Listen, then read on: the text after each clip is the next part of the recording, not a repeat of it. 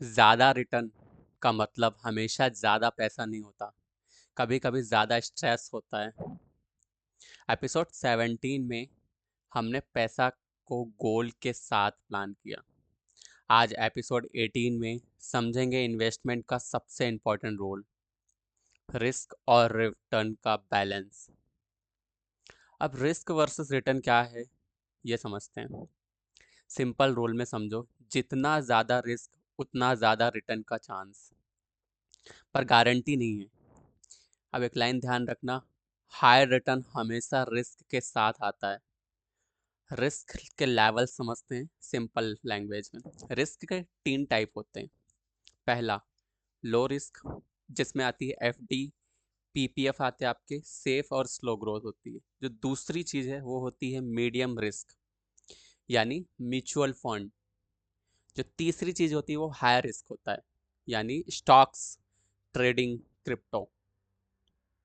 अब जो लोग कॉमन गलतियां करते हैं, बिगनर्स सीधा हाई रिस्क में घुस जाते हैं, या मैं तो चलो ट्रेडिंग करते हैं, चलो क्रिप्टो देखते हैं, चलो स्टॉक्स खरीदते हैं, जाओ और डूबो। तो बिगनर्स सीधा हाई रिस्क में घुस जाते हैं सिर्फ रिटर्न देख के, यार वहाँ तो पैसा बन रहा है, चलो चलते हैं, और फिर लॉस होता है। फिर होता है लॉस और इन्वेस्टमेंट से डर लगने लगता है, और यहीं वो पीछे हट जाते हैं और वहीं सारी दुनिया आगे बढ़ जाती है जो अमीर होते हैं। तो करना क्या है, राइट बैलेंस कैसे बनाएं, ये चीज़ें समझो। 3 चीज़ें डिसाइड करती हैं राइट बैलेंस के लिए: गोल का टाइम, इनकम स्टेबिलिटी, रिस्क लेने की कैपेसिटी। शॉर्ट टर्म गोल यानी low risk, long term goal यानी थोड़ा सा हाई रिस्क। अब एक्शंस पे आ जाते हैं अपन कि आज आपको करना क्या है। आज का काम ये है कि अपने गोल्स लिखो, नोट्स लो और अपने गोल्स लिखो। हर गोल के लिए रिस्क लेवल डिसाइड करो कि क्या क्या रिस्क हो सकते हैं उसमें, है ना। वो पूरे रिस्क की लिस्ट लिखो।